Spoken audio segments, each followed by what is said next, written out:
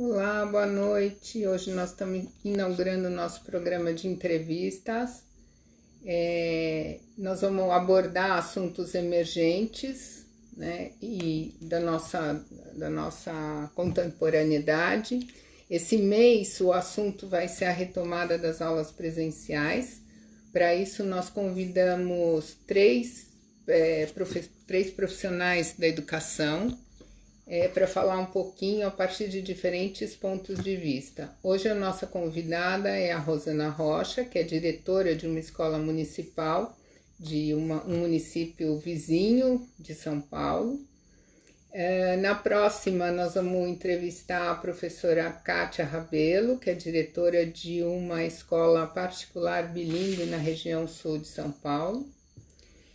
E na última entrevista, nós vamos entrevistar a professora Kátia Martinha Rabelo, que é professora e que trabalha agora na Secretaria da Educação, é responsável pela educação especial. Ela é técnica em educação especial da Secretaria da Educação do Estado de São Paulo, que vai falar sobre como está sendo a vida dos alunos com deficiência durante a pandemia e qual o plano para eles para a retomada. Tá bom? Então, a professora... Aí, recebendo a professora Rosana. Olá, Tudo bom? tudo jóia, obrigada pelo convite. É um prazer estar aqui no Eduque com você. Para nós é muito bom que você venha falar, porque você tem uma experiência, né, muito boa. Eu vou te apresentar. A Rosana, ela me mandou um mini currículo que eu vou ler aqui para vocês, porque só lendo, né, tudo isso de currículo. Ela é doutoranda em Educação, Psicologia da Educação da PUC São Paulo, mestre em Educação, Formação de Formadores também pela PUC de São Paulo, graduada em Letras, Português e Inglês, pós-graduada em Planejamento, Implementação, Gestão e Avaliação de Educação à Distância, diretora de escola concursada, professora e escritora, pesquisadora e integrante do Núcleo Internacional de Pesquisas em Representações Sociais pela PUC de São Paulo, e defensora e pesquisadora de direitos humanos e formação de professores. Tudo isso, né, Rô? Bom, pouquinho. A gente se conhece da PUC, evidentemente, né, porque eu também sou da PUC, a gente convive lá. Então, Rô, eu queria que você contasse um pouco sobre o que é uma escola pública, né? Eu acho que as pessoas têm uma ideia da escola pública assim um pouco homogênea. E nós conversamos sobre isso, né? Conta um pouquinho. Oi, Rê. Então, boa noite a todos. Como a Rê me apresentou, eu sou diretora de escola e sou diretora concursada, né? Por ser ativista de direitos humanos, a gente tem que acreditar na educação pública, e na educação pública de qualidade. Então, eu e a Rê, nós conversamos ontem, e realmente tem muitas pessoas que acham que quando se fala de educação pública, mas as escolas com o banheiro quebrado, mas escolas sem condições, mas escolas violentas, e a gente tem que pensar que o universo de escola pública é enorme, né? O universo de escola pública, ele é muito diferente. Então, você tem, de repente, escolas com uma estrutura muito melhor, às vezes, que algumas escolas particulares, né? Por exemplo, no caso da escola em que eu estou trabalhando, atuando, nós temos 12 salas amplas, laboratório, biblioteca, um pátio gigantesco. E se a gente for ver, até alguns colégios particulares não têm a estrutura da escola. Só que a realidade da minha escola não é a realidade de todas. Então, a gente tem que pensar nisso. Nós temos desde a escola micro, a pequena, mas com estrutura, até a enorme, né? Com estrutura. E temos também desde a escola pequenininha, sem estrutura nenhuma, até a grande, sem estrutura. E, infelizmente, a gente fala que é igual o feijão. Quando a gente coloca aí de molho, emerge, né, vem à tona aqueles com mais problemas, com maiores dificuldades. Então, quando a gente teve agora essa questão do retorno às aulas, muita gente questionou, mas a escola pública não tem estrutura. Peraí, qual escola pública? A gente está falando do universo. Então, nós temos tanto escolas públicas que estão preparadas para voltar, que estão desde o início, até escolas que, mesmo que se quisesse voltar, não tem nem banheiro, não tem, às vezes, nem de repente água para receber esses alunos para o protocolo de segurança. Então, é o que você falou, é uma heterogeneidade, é um mundo. E a gente tem que pensar nisso mesmo. Então, quando algumas pessoas falam, mas a escola pública não consegue voltar, peraí. Qual escola pública, né? Dentro mesmo de uma rede, a gente tem várias realidades e tem que ser respeitado e tem que ser observado esse sentido. Porque são várias redes, né? A gente tem as redes estaduais, dentro do estado de São Paulo tem todas as redes municipais e cada rede é um mundo. E dentro da própria rede você tem uma heterogeneidade muito grande, né? Você tem escolas que atendem mais alunos numa realidade de vulnerabilidade social muito grande, que são mais de periferia, tem escolas mais centrais, tem escolas mais estáveis, enfim, né? Eu acho que isso é uma coisa importante de se pontuar, que não dá para falar mesmo, né, da escola pública como pirê de batata. Como um né? todo. Como um todo. E mais ainda dizer também assim dos alunos, às vezes também, mas são alunos, a gente tem, por exemplo, na escola em que eu estou, os alunos não são maioria de uma vulnerabilidade grande, né? Então a gente tem perfis também. Então você tem desde escolas que estão às vezes localizadas numa região boa, mas com uma clientela, vamos dizer assim, com alunos que não são tão comprometidos, são engajados, quanto escolas, às vezes, no meio da periferia, que engajadas, em que a comunidade escolar participa. Então a gente pensar também isso, que a gente cria alguns estereótipos. E eu, particularmente falando, como a gente defende escola pública, a gente fala nisso mesmo. Qual escola você está falando? Que é uma realidade enorme, né? Várias realidades. E a sua escola é uma escola que atende, inclusive, região rural também, não é? Que você... Isso. Santana de Parnaíba, onde eu sou diretora, né, ela tem muita área que é de sítios, área rural. Não é rural, é considerada urbana, mas nós temos a maioria dos alunos moram em sítio, por exemplo. Então, são realidades diferentes mesmo dentro do município. A gente tem no município, por exemplo, também Alphaville, que atende ali, né, um dos bairros mais ricos, né, se a gente for pensar, né, do Brasil, né, que são onde tem os grandes condomínios. Então, são realidades diferentes, e aí o que a gente tem que falar? Mas então, a minha realidade me impede? Não, a sua realidade tem que ser para que você entenda quais recursos você tem na mão e como que você pode trabalhar para atingir, chegar a todos os alunos com uma educação de qualidade, que é o objetivo da escola pública. E, na verdade, você teve uma especificidade por atender essa clientela de sítio e tal, né? Em relação ao ensino remoto e tal. Conta um pouco da sua experiência na pandemia, como é que foi? Então, Rê, quando a gente começou, foi bem complicado, porque muita gente, vamos usar o Google Meet, vamos usar o Zoom. Nós até compramos um pacote do Zoom, né? A direção juntou um dinheiro, comprou um pacote do Zoom, para atender os professores, mas aí pensamos, e os alunos? Eu tinha aluno que não tinha suporte no celular para baixar o Zoom. E o que a gente percebeu, que a gente até fiz vários vídeos explicativos nesse sentido, o que chegava a 99%, 90% dos alunos era o WhatsApp.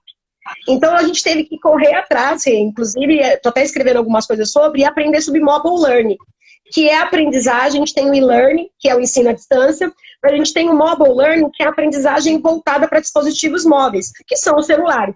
Então nós fizemos todas as nossas aulas voltadas para isso. As professoras, claro, muito competentes, eu tenho uma equipe, assim, maravilhosa, né? Então, assim, eu disse que eu estou privilegiada em relação à estrutura, mas a estrutura sem pessoas, né? Sem aquela comprometimento também não é nada. E as professoras se comprometeram a ajudar esses alunos, então elas ficam disponíveis no tempo de aula, só que a nossa aula é pelo WhatsApp. Então nós temos microlearnings, que a gente grava vídeos curtos de 3 a 10 minutos, pílulas, né? A gente compartimenta esse conteúdo, envia, e elas ficam disponíveis para chamada de WhatsApp, para tirar dúvida. Enfim, a gente percebeu que 83% dos alunos participam, e quando a gente foi perguntar como que é esse ensino remoto, a gente teve classificação 93% dos pais consideram ótimo, muito bom ou bom. Enfim, a gente tem só 7% dos pais que não concordam, que não gostam. Então a gente está chegando nesses alunos, e esse impedimento da área rural não foi assim, não podemos chegar nos alunos. Como que a gente pode chegar pelo WhatsApp? Rosane, quem não tem celular? Nós temos uma pequena porcentagem. A gente pega, disponibiliza celular, a gente fez uma campanha conectando, doando e conectando. Então a gente arrecadou celulares, colocamos plano de internet, disponibilizamos para quem não tinha acesso. Para os outros, a gente disponibilizou material impresso para o pai buscar na escola, então nós chegamos a todos. Nós fizemos o nosso dever de casa e o ensino remoto está fluindo no nosso colégio. Muito bom. Muito bem. Agora, você não teve adesão de 100% das famílias, né? Então, Rê, não tenho, e assim, a gente conversa com o universo, tanto, por exemplo, minha irmã é diretora de escola, meu cunhado é diretor de escola, tem muitos amigos também na rede, em outras redes, e nenhum, mas nem escola particular, nós conversando, ninguém chegou a 100%. Porque tem pais que realmente não, eu não dou conta, não quero fazer, às vezes com recursos, por exemplo, tem o pai que tem o WhatsApp, que tem o celular, que tem computador que não vai fazer. Então, a 100% dos pais, a gente não chega. E é complicado porque a gente faz aquela busca ativa. Então, nós ligamos, nós chamamos para reunião, a gente manda mensagem, mas tem alguns, inclusive, que chegam ao ponto, vamos dizer assim, que são delicados conosco. Mas a gente não desiste. E a gente continua insistindo, só que nós sabemos que, se a gente for pensar isso mesmo, uma sala de aula, você atende 100%, de imediato não, você tem que ir atrás para conseguir chegar à aprendizagem de todos os alunos. Acredito que no caso das famílias, nós estamos ainda correndo atrás, nós temos em torno de 20 famílias ainda no colégio, né? Vamos supor, uns 10% que não estão, e a gente está indo atrás para conseguir resgatar, porque a gente não desistiu. Que é como o professor na sala de aula, também não fala, o aluno não aprende, acabou. Não, vamos ver o que a gente pode fazer para ajudar esse aluno, para ajudar essa família. Essa busca ativa. E como é que você fez, né, a formação dos seus professores para trabalharem com esse mobile learning, para fazer as aulas pelo WhatsApp? Porque isso também é uma Então, coisa muito complicada, né? A escola fechou na sexta e aí na segunda temos que dar aula remota. Rê, você sabe que eu estou apresentando em vários congressos sobre isso. Eu acredito que a nossa experiência é uma experiência de sucesso e documentada. Né? Por quê? Quando começou a pandemia, dia 17, a escola vai fechar. Nós já montamos as salas de aula no WhatsApp, nós já fizemos uma reunião, já vimos que, olha, os pais acessam o WhatsApp, nós não tínhamos grupo. Nós formamos sala de aula, fomos atrás dos pais que não estavam montando. Depois, como que grava um vídeo? Como que grava um vídeo com o fundo do celular? Como que compartilha isso? Como que põe... Nós temos simulados do SAEB, né, da prova que nós vamos ter. Então, a gente continuou. Como que a gente faz isso? Então, para tudo, precisou de formação. E aí, nós usamos o quê? Como eu falei para vocês, o pacote do Zoom. Né, as professoras, nós temos um encontro semanal, que é o nosso HTPC, e eu acho que é interessante colocar isso, porque tem muita gente que fala, HTPC, todo mundo está de saco cheio, quer fazer, não dá para ter HTPC à distância. A gente está colhendo muitos frutos bons. Por quê? As professoras que vamos contar o que é HTPC para quem não é da educação. Isso. O HPPC é o horário pedagógico de trabalho coletivo. Né? Em outras vezes tem o nome, mas é o horário em que o coordenador pedagógico e os professores se unem para decidir os assuntos pedagógicos, administrativos do colégio.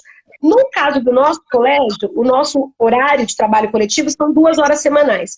E nós definimos o seguinte: pela gestão democrática, não vai ser só, né, nós não temos coordenador, então sou eu e a vice-diretora Adriana, então nós definimos assim: vamos deixar 1 hora para conversa, para ouvir esse professor. Então, na semana, para que o professor organize isso, na semana ele produz um relatório. Quem ele entrou em contato, o aluno que participou, o que deu certo, o que não deu, ele produz na semana e encaminha para nós. Por isso eu falei que está documentado. Depois, não é só um relatório, ele conta esse relatório. O que ele acha interessante, a gente compartilha as experiências. Então, 1 hora é para que nós trabalhemos com essa parte de suporte professor.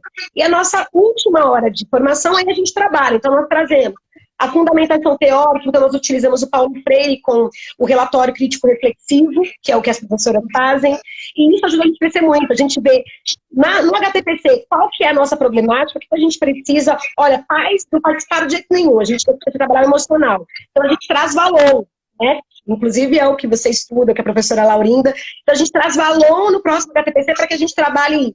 Não, a gente percebeu que ela foi um problema tecnológico. Vamos trazer uma formação, alguém para poder falar como trabalhar. Então a gente acabou fazendo essa formação de acordo com as necessidades e as decisões tomadas coletivamente. Então não é porque a gente está distante fisicamente que a gente não pode exercer e oportunizar essa gestão democrática, porque a gente está tendo nas nossas formações com os docentes. É formação em contexto de trabalho durante a transformação, né? A formação para o hoje, para o ontem. Sim, e como a gente cresceu, né? Elas dizem, né? Então, assim, e também para você, como gestor, perceber a sua escola. Então, houve reuniões que a gente sentou e elas, olha, elas fizeram a avaliação desses alunos, não por nada, elas ligaram para cada aluno, para poder tomar leitura, ver o caderno. Então, isso é desgastante, você fazer 20, 25 chamadas de vídeo uma semana. Então, elas estavam desgastadas. A gente percebeu assim, meninas, é o momento da gente desabafar, é o momento da gente, né, vamos, e aí a gente consegue, ouvindo os professores, você consegue sentir o seu grupo, perceber quais são as necessidades formativas. Porque chegar lá com um texto bonito, falando sobre quarentena, mas não dá espaço para que elas falem, para que elas coloquem as necessidades, você está jogando pérolas assim, então você tem que pensar em jogar as pérolas para o que elas precisam, o que elas podem usar. E a gente percebe que, assim, as professoras mesmo dizem, Rosana, eu estou gravando agora videoaulas, né? A gente avançou muito, meus alunos. Então, o que a gente está colhendo de retorno das famílias, isso é impagável. E para elas sabem exatamente quem são os alunos, como que eles estão, se estão participando, se não, a gente tem esse contato, né? Então, e a sua escola atende Fundamental 1 e só tem professoras? Porque você sempre fala elas, meninas. Então, é porque as professoras são titulares, eu brinco, são as professoras e o Rodrigo, que é o professor de Educação Física, né? Nas reuniões pedagógicas, como o Rodrigo é especialista e participa de várias escolas, ele não participa dessas reuniões, né? Mas nós mantemos o contato com eles, quando os professores especialistas que não participam, que não têm sede no nosso colégio, encaminhando as informações, estando disponível. Então, meu WhatsApp, por exemplo, virou meu instrumento de trabalho. Os professores perguntam, questionam. E aí, sobre isso, das meninas, eu queria falar uma experiência de alfabetização. Né? Eu acho que eu contei para você. Nós temos uma sala e a professora é muito comprometida. O nome dela é Indalice. E ela falou, Rosana, eu não chego nos meus alunos, eu não chego. E numa conversa nossa, ela falou, Rosana, minha irmã, que mora fora, falou, por que você não liga para os alunos? E essa professora faz chamadas de vídeo todas as semanas, individualmente. Então, vê o nível de escrita do aluno, acompanha com o pai, dá as orientações. Resultado, Rê, nós temos alunos que chegaram pré-silábicos, para quem não entende da área, para aluno que chegou ali que mal sabia organizar, né, uma sílaba efetivamente, não sabia que a sílaba tem que ter consoante vogal, o aluno que qual a letra, e que são alunos que estão produzindo textos. São alunos já alfabéticos ortográficos. Até ela brincou, a aluna está produzindo texto e agora a aluna quer aprender a letra cursiva, que é aquela letra de mão, né, sem ser letra de forma. E aí, o que nós conseguimos? Todos avançaram. Então, eu falei para ela, o seu caso, Indalice, é um caso de sucesso. Não só ela, todos.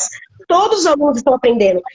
Como no ensino presencial? É óbvio que não, mas foi o que a gente disse. Eles estão aprendendo outras habilidades, como autonomia, eles estão aprendendo a organização do conteúdo e estão aprendendo os conteúdos essenciais, as habilidades e competências necessárias. Agora, no caso de alfabetização, eu mesma, eu duvidava que fosse possível alguém alfabetizar à distância. Mas a Indalice, ela provou pra gente que quando a gente tem os recursos e a gente corre atrás, a gente consegue fazer resultados surpreendentes. É muito bom. Essa experiência é uma experiência que eu acho que valeria a pena divulgar mais, né? Pensar em como divulgar, porque é inspiradora. A gente colocou, a gente se inscreveu no Premiação Destaque, não conseguimos chegar na parte, só ficamos na primeira etapa. Mas nós mostramos a primeira escrita do aluno no mês 2, que é a sondagem que a gente faz de escrita, e nós mostramos agora um texto produzido.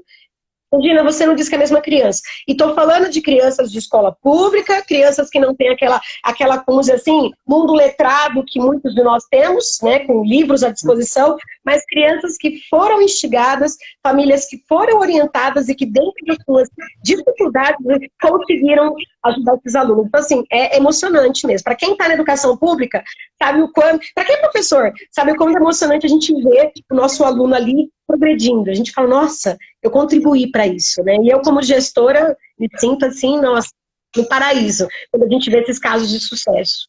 Né? Mães analfabetas, eu tenho mães analfabetas, e nós mandamos alguns conteúdos gravados, justamente para essas mães participarem. E essas mães se engajando. Inclusive, já ficou para nós aí um projeto de alfabetização para essas famílias, para essas mães que não são alfabetizadas, enfim.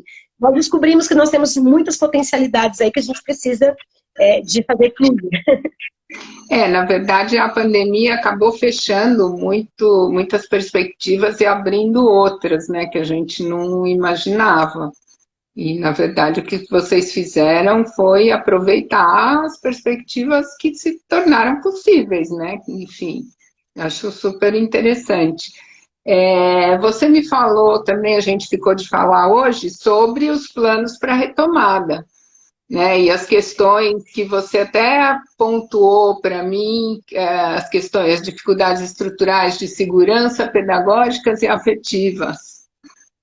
Ótimo. Então, assim, nós seguimos o plano de retomada do Estado de São Paulo, então já tem um plano desde o início, né, que imaginou-se que voltaria, que nós conseguiríamos voltar aí no mês de setembro. Então, na nossa rede, por exemplo, desde agosto, nós já tínhamos a escola preparada com os protocolos de segurança, que são o distanciamento, né, que a gente tem que colocar as carteiras com distanciamento, o refeitório adaptado com carteiras com distanciamento, lá seria self-steps, não poderia mais. Então, nós fizemos todo um plano. Eu acho até que para as escolas seria interessante. Ah, mas minha escola não volta este ano. Mas voltará o ano que vem, né? Então, nós precisamos de ter esse plano, né? Como que esse aluno vai ser acolhido? Então, na entrada, esse aluno entra, ele tem um tapete sanitizante para limpar os pés, ele tem a mochila higienizada com borrifador, e ele fica em um lugar reservado com distância do outro. Mede-se a temperatura. Então, são os protocolos. Álcool gel na mão. São os protocolos de segurança. Nas salas de aula, o distanciamento entre as carteiras de 1,5 m, né? Na hora do refeitório, hora da saída e entrada intercalada, então não é todo mundo no mesmo horário, então nós fracionamos horários. Então nós temos todo esse plano. Quem é responsável por isso, por aquilo? Né? Se um aluno ficar com febre, ele fica numa sala específica, aguardando a familiar para poder chegar. Então nós tivemos aí muitas coisas que nós organizamos e esse plano de retomada ele pôde fazer para a gente as necessidades da escola. Então tivemos que implantar dispenser de álcool gel, o kitzinho na sala de aula, enfim, e deixamos tudo pronto. Não houve o retorno, né? Mas a gente já está, como muitos colégios públicos já estão preparados para isso. Mesmo dentro das suas, vamos dizer assim, limitações, de repente eu não tenho tanto espaço no pátio, mas eu fraciono os intervalos para que os alunos não fiquem em grande quantidade junto, para que nós não tenhamos aglomeração. Então, esses planos, esse plano de retomada do Estado, ele foi seguido a rigor, tem que ser seguido pelas redes, foi seguido, todos os gestores, não só da minha rede, mas de outros municípios do Estado que nós tivemos que seguir. Algumas escolas já estão retornando. É importante do Estado, né? É importante dizer que as famílias não querem. Então, assim, tem muita família preocupada com esse retorno. Então, no caso da nossa escola, nós temos lá só 15% dos alunos voltariam. A maior parte não, até porque o que eles alegaram, os pais, foi isso. O ensino remoto está funcionando. Meu filho está adaptado. Então, eu não quero que ele volte neste ano. Nós temos colégios, né, dentro da rede mesmo, que já 50%, 60% dos alunos voltariam. Caso houvesse retorno agora. Nós não voltamos, mas é dizer isso. Tem muita escola pensando, mas se não, e se decidir voltar? Então, nós tivemos esse plano, nós tivemos verba do PDDE, do Programa Dinheiro Direto da Escola, para investir nesse sentido e os colégios se organizarem para essa retomada. Então, a gente está com esse plano de retomada e a preocupação é, se retornarmos e continuar o ensino remoto, como vai ser? Então, a gente vai ter aí que pensar em essas duas vertentes. Então, já pensamos que o professor titular vai ficar na aula, essa aula, se puder ser gravada, vai ser com a autorização dele, óbvio. Depois, em alguns momentos, o professor de apoio assume a sala com exercícios para que o professor possa fazer o atendimento para esses alunos do remoto, que são a maioria, mas, enfim, nós pensarmos que, como que seria isso, temos colégios que já retornaram, né, públicos mesmo, que estão fazendo isso. Professoras têm que se desdobrar, né, no caso do Estado, entre o ensino presencial ali na escola e o ensino remoto dos alunos que não retornaram ainda. Mas aí que eu disse para você, algumas coisas não estão claras nesse plano de retomada, que a gente tem que falar. Tem um plano de retomada, ok, estamos cumprindo os protocolos, ok. Mas e se o professor se contamina? Todo mundo vai ser testado? Haverá testagem em massa para todos os funcionários quando forem retornar? Então a gente tem alguns questionamentos ainda que o plano de retomada, os protocolos de segurança não especificam. Né? Então seria interessante a gente pensar qual é a segurança desse professor, qual é a segurança desses alunos ao retornar. Eu falei para você, a gente tem dificuldade de, às vezes, conscientizar funcionários. Né?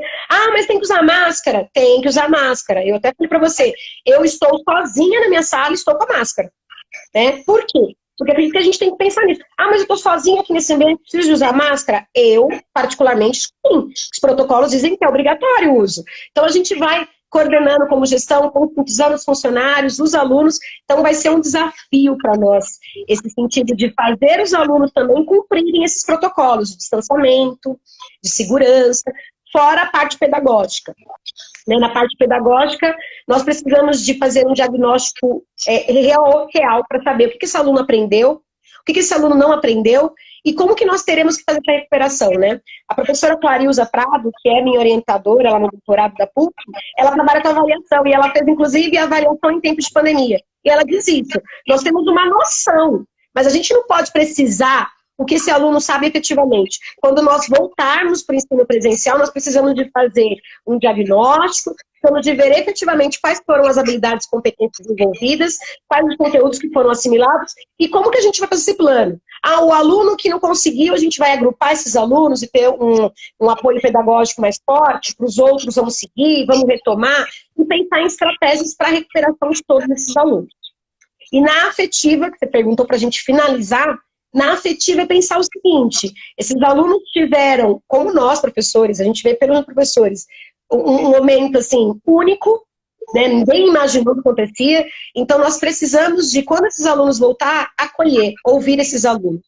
Nós, inclusive, no colégio, nós fizemos um livro, nós vamos agora, até no final do ano, lançar, a gente juntou as histórias dos alunos, memórias da quarentena. E a gente viu que muitos disseram, tô com saudade da escola, tô com saudade da professora. Então nós precisamos de, quando voltar, abrir espaço dentro das escolas para que esses alunos se coloquem, para que esses professores se coloquem. Nós estamos fazendo reunião com os professores e com os funcionários do colégio, para que eles se coloquem. E é importante ouvir, porque no ouvir a gente vai conseguir acolher. Porque vai ser uma escola fria, tá? Estou dizendo porque eu estou trabalhando desde setembro presencial, e a gente sabe que é uma escola que não é uma escola como era, é uma outra escola. É uma escola com distanciamento, é uma escola mais fria, e nós precisamos de ouvir esses alunos para acolher esses medos, essa lacuna que tem nesses alunos, e de repente pensar, olha, esse é o momento que nós temos que viver, e conscientizá-los, porque senão nós não vamos conseguir cumprir os protocolos. Então, acho que essa acolhida para os alunos, dando espaço para eles falarem, para eles se colocarem, para eles entenderem, eu acho que é uma forma da gente chegar e afetar positivamente esse aluno. Então, você está falando muito da acolhida, né, dos alunos. Eu fico me perguntando também sobre os professores, porque a gente conversou um pouco também, né, sobre o receio dos professores voltarem. E você falou agora, se o professor fica doente, qual é o protocolo? E eu não imagino só isso, eu fico pensando, você falou, tem a sala para botar o aluno que está com febre, mas o aluno que está com febre, ele estava numa sala com mais 20 crianças, você tirá-lo naquele momento, tem que tirar, óbvio, mas e os outros? E aí suspende a aula daquela sala, e na hora do pátio, quantas salas se encontram, quantas crianças? Será que as crianças vão conseguir manter o distanciamento? Porque a sua escola atende crianças até 10, 11 anos, imagino. Isso. Mas tem escolas dos jovens que até são, por serem mais independentes, é mais difícil conscientizá-los. Nós vimos, inclusive, em Manaus, o pessoal retomou, eles brincando com máscara, porque é aquela coisa do eu não quero, às vezes, seguir essas regras. Então, daí a importância da gente conscientizar esses alunos, da gente ouvir esses alunos e pedir a colaboração. Porque o aluno que é acolhido, esse aluno ele vai entender que é um momento que tem que ser passado, é um momento que a gente precisa desse distanciamento. Agora, o que eu falo para as professoras, o que me preocupa, eu sou professora também, eu continuo dando aula, e eu estou morrendo de saudade dos meus alunos, né? Eu tenho 2 cargos, então eu sou professora na noturna. E eu sinto falta da sala de aula, eu sinto falta daquela proximidade, enfim, toda a relação afetiva que a gente tem com esses alunos. E a gente pensa que quando voltar, o professor tem que entender também que não é a mesma escola. Então, que ele não vai poder pegar, a professora, por exemplo, falou, Rosana, eu estou em alfabetização, como que eu vou ensinar para aluno como pega o lápis? Eu tenho que estar a distanciamento de 1,5 m. Então, nós vimos alguns colégios particulares colocando uma faixa no chão. Não chega, a professora tem que estar distante. Mas como que isso afeta as professoras? Então, assim, para mim, é muita formação, é ouvir muitas professoras, é a gente pensar que é um momento que é difícil demais, só que é um momento que a gente tem que pensar, inclusive, na segurança desses alunos. Então, eu não vou aguentar, eu vou abraçar e vou beijar meu aluno. Não dá, né? Nós não sabemos, né? A gente precisa de... Então, acho que é por isso que a maior parte das redes ainda não se decidiu pelo retorno. Ou a maioria já diz, não voltaremos até 2021. E é uma decisão que, ao meu ver, é sensata. Porque neste momento do ano, né, eu faço parte de uma rede, se a rede definir voltar, eu vou ter que voltar. Mas eu estou falando agora como professora, que não, né, como diretora, que não decide, é uma decisão macro, né, não é micro, não é na sala, na minha escola, falar minha escola, mas que a gente tem que pensar o quê? Esses professores, eles estão já no ensino remoto, você vai mudar tudo de um mês para o outro, no último bimestre de aula? Será que vale a pena todo esse desgaste? Ou da gente pensar num plano de retomada, numa formação para o professor o ano que vem, e aí sim, pensar, né, numa uma coisa assim, vamos dizer assim, com maior estrutura. Porque vai ser uma ruptura, né? Vai ser bem complicado se tiver um retorno este ano. A gente já vê para as professoras que voltaram em colégios particulares, que estão dizendo mesmo, olha, eu estou insegura, né? Estou insegura. E na sua escola, acho que não é o caso, mas em muitas escolas, principalmente, que atendem ensino médio, a gente tem vários professores que são do grupo de risco, né? E... Não, eu também tenho na minha escola, viu, Rê? Todo lugar tem professores do grupo de risco. E aí, o que você faz? Enfim, o que a gente faz? Então, o ideal é que houvesse a vacina, o ideal é que todos fossem imunizados, o ideal é que fossem mantidos os protocolos de segurança, mas é o ideal. O que nós temos pelo real? Né? Neste momento, a gente está com o ensino remoto. Eu fico muito feliz porque a gente está, assim, reservando a saúde desses professores. Então, minhas professoras, por exemplo, têm a lembrancinha, que amanhã é o dia dos professores, nós fizemos um mimo para elas, com livros, com uma canequinha de chá literário, que a gente está continuando com os nossos projetos, mesmo à distância. Só que eu prefiro que elas vão buscar no momento em que acabem fazendo alguma outra atividade na escola. Eu não peço para que elas vão na escola direto, porque a minha preocupação com a contaminação delas é muito grande, Rê. É muito grande. De repente a professora vai lá e se contamina. Então, quando ela chega, eu já falo, meninas, é para assinar alguma coisa? Então aqui, ó, já assina, desculpa, amo vocês, mas, né? Por quê? Preservar, né? Preservar a integridade dos professores, porque a gente precisa delas, né? Aliás, todos os funcionários. Por isso que, como gestor, você fica na escola, querido, máscara, óleo, distanciamento, e coordenando para que a gente consiga cumprir os protocolos, né? Pois é, mas você ainda não comentou, né, a minha questão, que é, se uma criança é retirada do grupo com febre, a escola recebeu alguma orientação sobre o que fazer com esse grupo? Ou se o professor fica doente, o que fazer? Não só na substituição do professor, você precisa ter alguém para substituir, mas o que, quer dizer, ele teve antes com o grupo dele de alunos. Como é que faz? Não tem nada nos protocolos, no plano de retomada. Não tem. E isso, inclusive, é uma crítica dos professores e das associações e sindicatos. Quer dizer, se eu estiver contaminada, eu tive contato com o meu vice, eu tive com a minha vice, tive contato com a escriturária, mesmo com distanciamento, elas vão ter direito ao teste? Não se tem isso, né? Como que vai ser feito se o professor estiver contaminado e a sala toda dele, ou um aluno, todos serão testados? Não se tem nada sobre isso. Por isso que nós dizemos que o ensino remoto, nesse momento, é a melhor forma de garantir os protocolos de segurança. Porque você imagina, de repente você pega uma escola que tem aí 1000 alunos, voltam 400, 500 alunos, uma sala com, né, primeiro, os protocolos dizem isso, 35% primeiro volta, depois volta 70%, depois volta 100%. Mas vai ter um momento que vai ter 100%. E 20 alunos, 30, 40, depende da sala, 45 em algumas salas, né? E aí, como que acontecerá se um for contaminado, um aluno, e tiver diagnosticado com Covid? Todos vão ser liberados, testados? Eu acho que eles não têm nem estrutura no SUS, ou mesmo nas redes particulares para isso. Então, as pessoas falam, o distanciamento não funcionou, porque muita gente, né, inclusive as pessoas que são os negacionistas das ciências, né, não funcionou o distanciamento, tem gente morrendo, porque se as escolas estivessem funcionando, nós teríamos um cenário muito, mas muito pior. E isso que dizem são as pesquisas, são as ciências, porque a gente tem que continuar acreditando na ciência, né?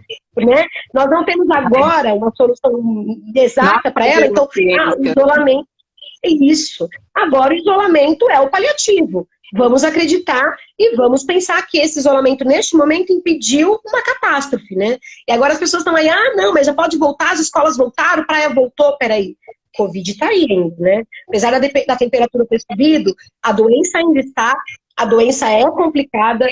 A gente teve casos de profissionais que morreram, né, da educação. Nós tivemos casos de pais de funcionários que morreram, e isso a gente está falando de funcionário que está no ensino remoto. Você imagina se esse funcionário estivesse no ensino presencial. Nós teríamos um quadro aí muito mais triste do que a gente tem hoje da Covid, com certeza.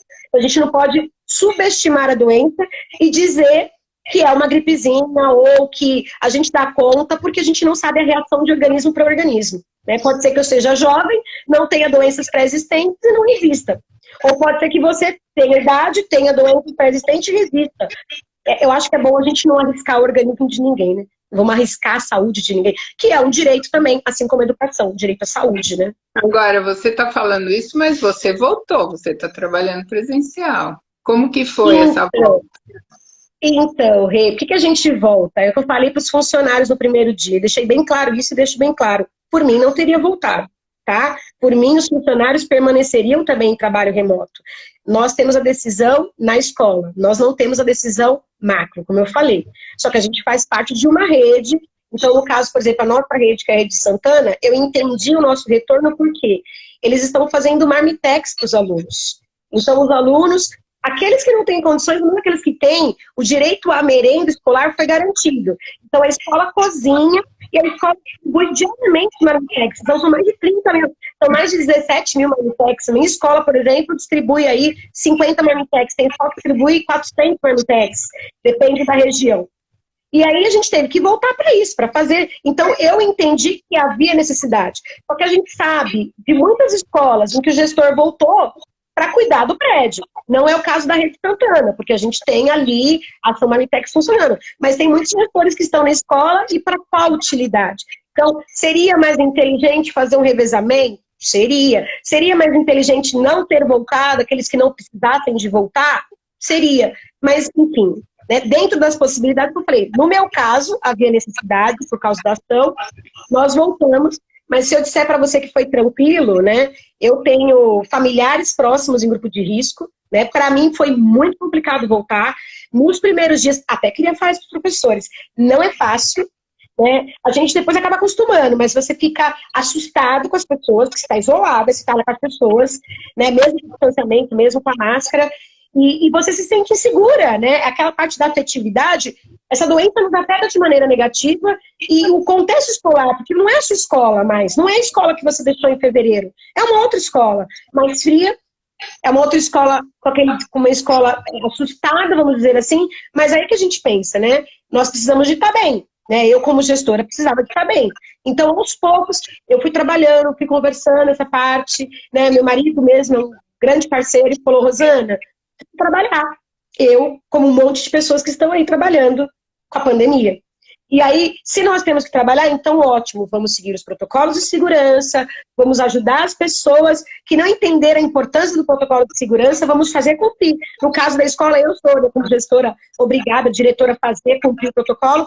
E aí a gente vai percebendo que a gente consegue passar por isso, consegue entender a situação, só que a gente não pode, que eu fico pensando que às vezes a gente acaba esmorecendo. Ah, tá bom, já voltamos, e aí você desacredita do potencial da doença. E acredito que é justamente aí onde nem agora em São Paulo, né? O caso voltou a subir. Por quê? Porque a gente acha que não tá aí. E está aí a doença.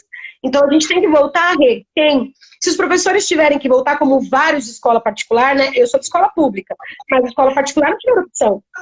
Na escola pública, até falei para você, tem sindicato, tem associações, então eles tiveram, inclusive, um suporte legal para que questionasse esse retorno. Nas escolas particulares, não tem essa força tão grande, então eles tiveram que voltar. Se alguém me disser que os profissionais que voltaram, tranquilo, estou ótima, adorei voltar, estou me sentindo seguro, mentira. E aí é que a gente tem que pensar, também não deixar que essa insegurança nos impeça de trabalhar, nos deixe doente, nos afete psicologicamente, né, no emocional. Então a gente tem que cumprir os protocolos de segurança, higienização das mãos, distanciamento, máscara, temos que fazer isso. E a gente tem que pensar também no caso, né, nossa escola. Nós estamos ali assistindo os alunos na alimentação, nós estamos assistindo os alunos no material, entrega de material. Então, isso me faz ter um motivo. Então, quem trabalha com educação na escola pública sabe que a gente tem que ter um motivo. E eu acredito que estar ajudando agora esses alunos é o nosso grande motivo, a nossa grande razão para superar o medo, a insegurança da doença. Tá ótimo. Achei muito interessante que você falou do suporte, né, para os alunos, de ouvir os alunos, e da avaliação diagnóstica, da preocupação pedagógica, porque em relação aos protocolos, embora a gente não fale de algumas questões que a gente pontuou aqui, né, o que fazer, se, quando, né, mas existem protocolos, existe uma orientação. Agora, em relação a como proceder quanto ao plano pedagógico, fazer um plano de retomada pedagógico, ou pensar em dar suporte emocional mesmo, porque assim como você voltou com medo, imagina como é que vão voltar as crianças, quer dizer, podem voltar bem, ou podem voltar muito ansiosas pelo espaço, pelo contato com os amigos, e a gente vai ter que todo o tempo estar intervindo, né, e impedindo o contato, e impedindo que tire máscara, tudo isso que a gente até brinca, né? Vai para a escola com a máscara de bolinha e vai voltar com a máscara de desenho, né? Porque a gente não sabe como é que vai ser isso. Quer dizer, então, existem também essas duas outras frentes que são muito importantes. Quer dizer, não só cuidar do protocolo de saúde, mas ter preocupação com a retomada pedagógica e muita preocupação com o suporte, né, para aluno, para professor, para as famílias, para os funcionários. E isso aí é tarefa do gestor, né? E quem dá suporte para o gestor? Eu descobri o seguinte, o gestor, ele dá suporte para a família, para o funcionário, para o professor, para o aluno, e o gestor. Dependendo da rede onde a gente trabalha, né, que é o caso da minha, a gente tem um suporte grande dos supervisores de ensino. Então, eu tenho a supervisora Maria Lúcia, que é um anjo para nós. Então, quando a gente não tem forças, a gente liga e fala, meu Deus, o que a gente faz? Ela tem o suporte na nossa rede dos diretores de ensino, que tem suporte do secretário de educação, né? Então, a gente tem um suporte, mas são todas as redes, e a minha rede é municipal. Então, por mais que a gente fale, é municipal perto da estadual, estadual é um mundo. A nossa é uma realidade grande, mas são 30 mil alunos na nossa rede. Mas e na rede estadual? Então, a gente tem que pensar isso mesmo. Eu acho que isso, de repente, entre para novos protocolos. Existe a parte pedagógica, teremos que fazer a recuperação do conteúdo, teremos que fazer sondagem, tem essa preocupação. Mas quando você fala atendimento aos alunos, está em que sentido? Então, eu acredito que algumas experiências, algumas ideias devem ser compartilhadas para que nós tenhamos um norte. Por exemplo, nós sabemos que a gente vai ter, fizemos esse livro, Memórias da Quarentena, vamos fazer a continuação. E o retorno da quarentena, como que vai ser? Vamos dar espaço para que eles, nós fizemos desenhos, inclusive, vamos dar espaço para que eles desenhem, para que eles falem, vamos ouvir, vamos ficar atentos. Eu acredito que a professora Laurinda fala muito disso, né? A Rê trabalha com a professora Laurinda também, vocês falam muito disso, que é aquela escuta ativa, aquele olhar sensível. Esse aluno, ele está dizendo, como que ele está esse aluno? Ele está acuado? Como que está esse aluno? Está precisando de suporte? Então, eu acredito que é isso mesmo, Rê. Os professores têm que ter esse olhar, vamos dizer assim, mais atento para os alunos, a escuta mais atenta. E no caso das redes que não tem isso, como a nossa, que a rede tenha o suporte de um supervisor que ouça o diretor, de um supervisor que seja ouvido, porque a nossa tem, mas a gente sabe que tem muita rede que não tem. E esse suporte é necessário, sabe? Ouvir, deixa a pessoa falar, de repente dizer, olha, estou com receio de estar aqui, não queria estar aqui, estou com medo porque meu tio faleceu, porque pessoa do grupo de risco. E a gente ouvir e falar, olha, a gente vai fazer um protocolo de distanciamento, tudo vai ficar bem. Eu acredito que é um suporte que todos precisam, né? Os meus funcionários precisam, os meus professores precisam. Então, elas ficam às vezes assim, a gente vai que voltar. Calma, meninas. Então, acredito que um apoiando o outro, e não necessariamente hierarquicamente, porque a gente pensa, por exemplo, Sou muito apoiada pela minha supervisora, pelos meus diretores de ensino, pelo meu secretário, mas professores, mães, que falam assim, dona Rosana, obrigado pela lembrancinha, a senhora está ouvindo meu filho, obrigada. Pelas crianças, então a gente pensar que agora as questões afetivas, as relações, elas têm que ser mais explicadas. A gente acha que a telinha deixou muito gelado, muito frio, e a gente não pode esquecer que mesmo virtualmente, falando com os alunos por aqui, falando com os professores, ou com nossos superiores em reuniões, nós temos que ter esse olhar para o outro, essa atenção. Eu acho que isso faz a completa diferença, entendeu? E claro, questões emocionais têm que ser trabalhadas. Eu ia comentar exatamente isso, né? Que quando eu falo de quem dá suporte para o gestor, não é só o suporte hierárquico, né? Mas você tem dentro da sua própria escola que ter vínculos significativos com os seus professores, e quer dizer, e isso já te dá um apoio, né? Os seus próprios professores, os pais, o retorno que você recebe dos alunos, isso acaba nos alimentando e nos dando direção também. Eu vou falar uma coisa, eu sempre digo em todas as reuniões de pais, inclusive as reuniões de pais nossas, eu compartilho até pelo Face para elogiar. Eu tenho uma comunidade, né, eu tenho um suporte hierárquico, sim, de supervisor, de diretor, de secretário de educação, de prefeitura, de prefeito, né, de ter suporte na escola, a gente sabe isso. E a gente também tem da comunidade. Então eu tenho uma comunidade que você faz uma reunião, que mesmo você percebe que as pessoas, que mesmo aquelas sem condições, né, você vê que estão em condições de vulnerabilidade mesmo, elas se comprometem, elas participam. Então, eu sou muito privilegiada e muito grata à minha comunidade escolar, aos profissionais que eu tenho lá me ajudando, que estão lá comigo agora na linha de frente, que são os inspetores, os agentes de organização, as merendeiras, que nós voltamos, nós estamos aí juntos, dia a dia. Nós temos suporte dos pais que chegam, o suporte das professoras, dos alunos, e eu acho que isso é uma escola humana. A gente sempre tem a importância da afetividade na nossa escola. E agora eu estou vendo como que ela foi importante. Ela foi importante para que nós conseguíssemos escrever essa história de sucesso que a gente está escrevendo no ensino remoto. Mesmo com alunos sem grandes condições financeiras, estruturais, tecnológicas. Porque acredito que não é que estupra, tá? Mas é que quando a gente olha para o aluno, a gente vê a necessidade, né? Esse aluno não tem celular, a gente precisa de juntar. E aí você faz uma rede de apoio e outras pessoas vão ajudando. Então é você olhar para o outro, a empatia, é aquela relação estreita que faz toda a diferença no meu colégio. Então eu tenho só a agradecer. De verdade. E você mantém remotamente, você mantém os vínculos significativos remotamente, né? A gente está vendo isso, está vivendo isso, é possível. Eu queria te agradecer muito, Rona, o nosso tempo já está acabando, acho que você trouxe questões muito relevantes, né?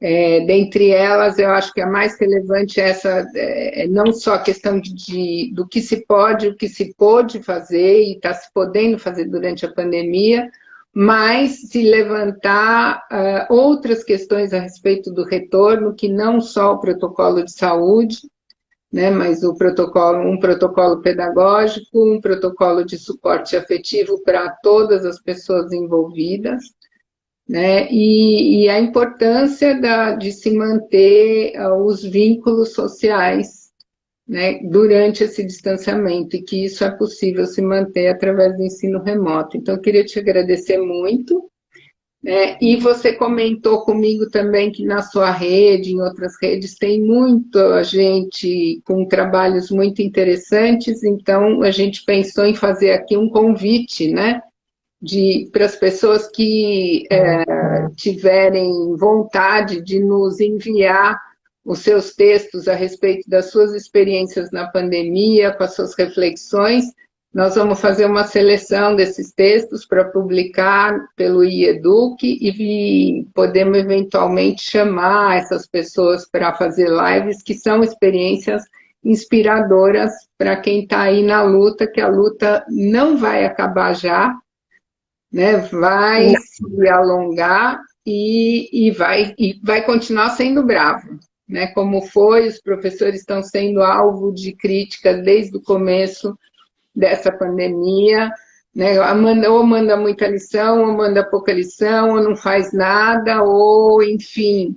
Mas a gente sabe que às vésperas de comemoração do Dia do Professor, nós merecemos muitas homenagens, né? Que nós estamos lutando bravamente para manter o melhor possível o ensino para as nossas crianças, para os nossos adolescentes, para os nossos adultos, né? No meu caso, para os nossos adultos.